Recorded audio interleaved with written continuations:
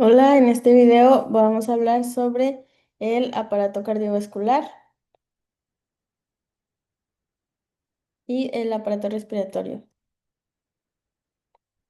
La función principal del sistema cardiovascular es el transporte mediante la sangre. El sistema lleva oxígeno, nutrientes, desechos celulares, hormonas y muchas sustancias vitales para la homeostasis corporal, desde las células y hasta estas. La fuerza para mover la sangre por el cuerpo se proporciona mediante los latidos y la tensión arterial. En esta imagen se puede ver cómo está ubicado el corazón en el tórax, el tronco pulmonar, el pericardio parietal, la ápice del corazón, que más adelante lo voy a mencionar, el diafragma, el pulmón izquierdo, la aorta, la vena cava superior. Y bueno, pues el corazón es aproximadamente el tamaño del puño de una persona. El corazón está lleno de orificios y tiene forma de cono, pesa menos de 454 gramos. El corazón está revestido de un saco de doble pared que se denomina pericardio. La parte superficial suelta de ajuste de este saco se denomina pericardio fibroso. Y esta capa fibrosa ayuda a proteger el corazón y lo ancla a sus estructuras circundantes como el diafragma y el esternón. Aquí podemos ver más a detalle las partes del corazón. Al fondo del pericardio fibroso se encuentra el resbaladizo pericardio seroso bicapa. Su capa parietal rodea el interior del pericardio fibroso. En la parte superior del corazón, esta capa parietal se une a las arterias grandes que salen del corazón y realiza un giro en forma de U y continúa por la parte inferior sobre la superficie cardíaca como la capa visceral o el epicardio. Y en realidad forma parte de la pared cardíaca.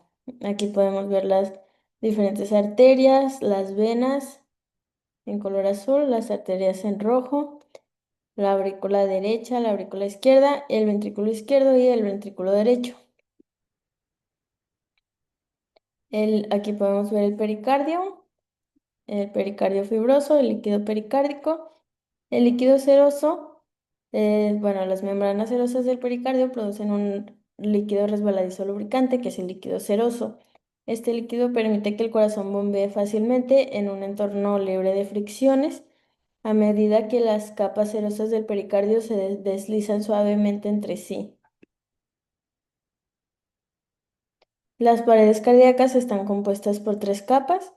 El epicardio es la parte más externa, el miocardio y el endocardio es la parte más interna. El miocardio consta de fascículos gruesos de músculo cardíaco torcidos y en espiral en organizaciones anulares. Se trata de la capa que se contrae. Más realmente, el miocardio está reforzado en su interior por una red de tejido conectivo fibroso y denso que se denomina esqueleto del corazón. El endocardio es una fina lámina brillante de endotelio que rodea las cámaras cardíacas. Es la continuación de los revestimientos de los vasos sanguíneos que salen del corazón y entran en él. Bueno, el corazón posee cuatro cámaras o cavidades con orificios, como vimos antes, dos aurículas y dos ventrículos. Cada una de estas cámaras está rodeada por el endocardio, que ayuda a que la sangre fluya de forma uniforme por el corazón.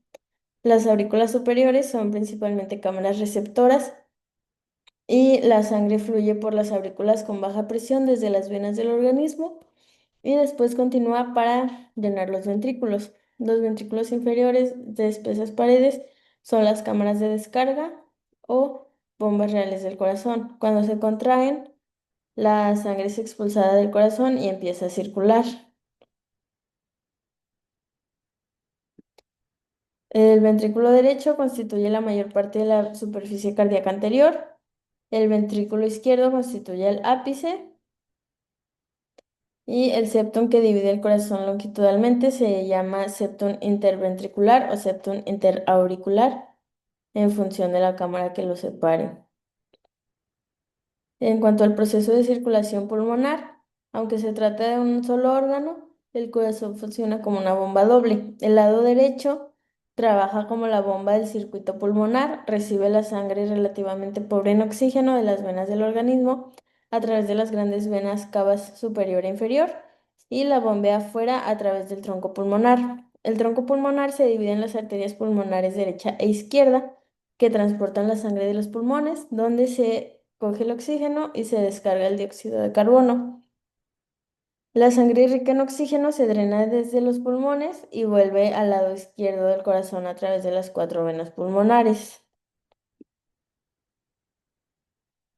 El corazón dispone de cuatro válvulas que permiten que la sangre fluya en una sola dirección a través de las cámaras cardíacas, desde las aurículas a través de los ventrículos y fuera de las grandes arterias que salen del corazón.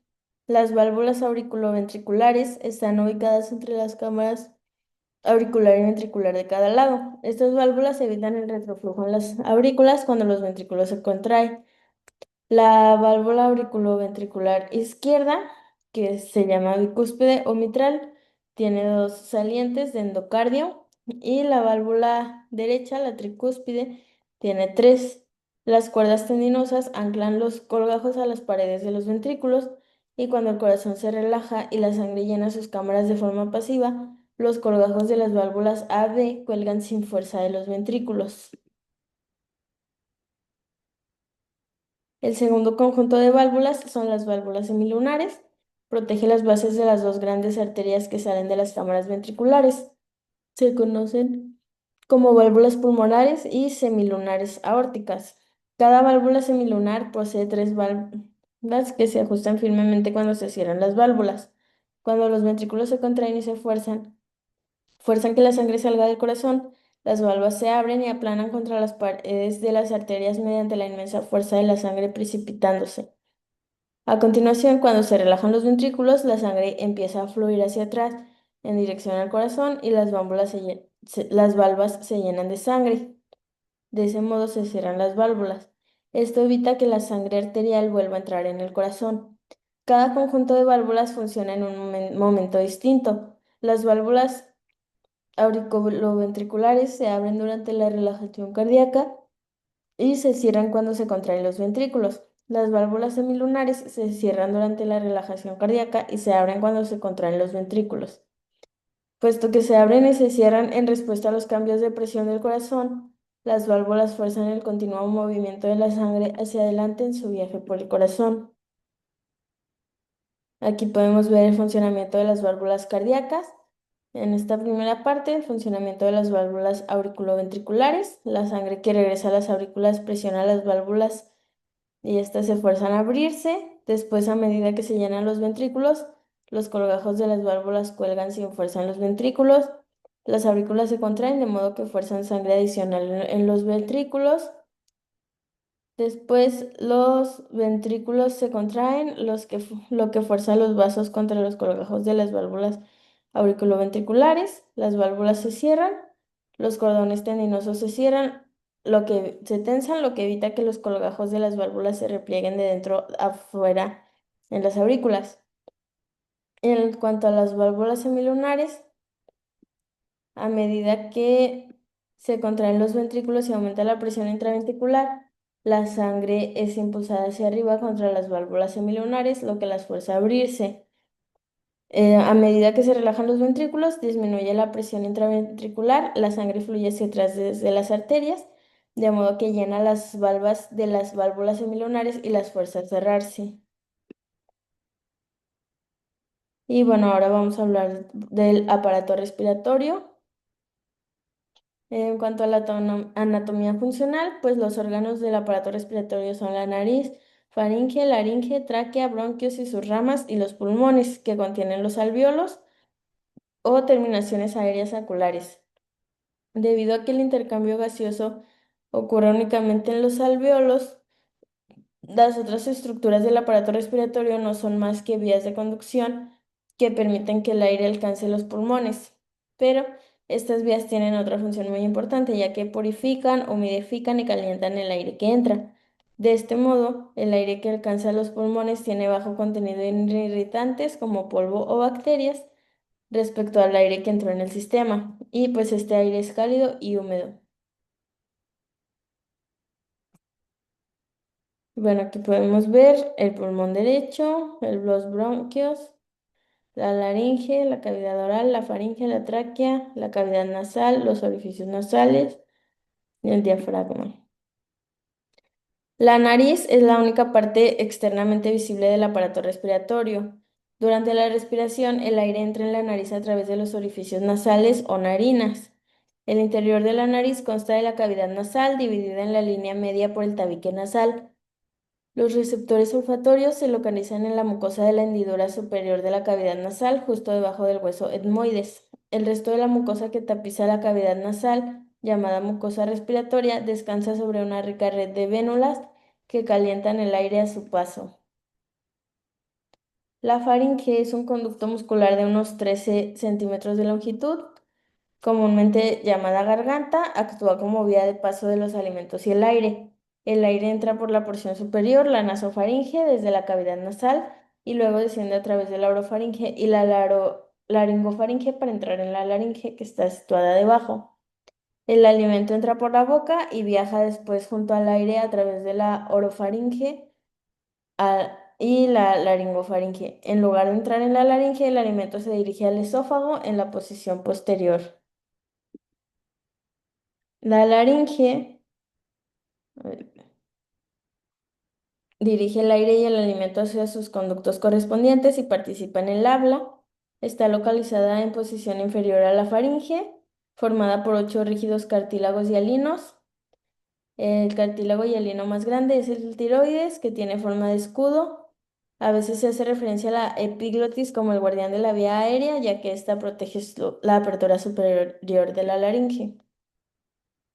La tráquea em, es muy rígida porque sus paredes están reforzadas con anillos en forma de C de cartílago hialino.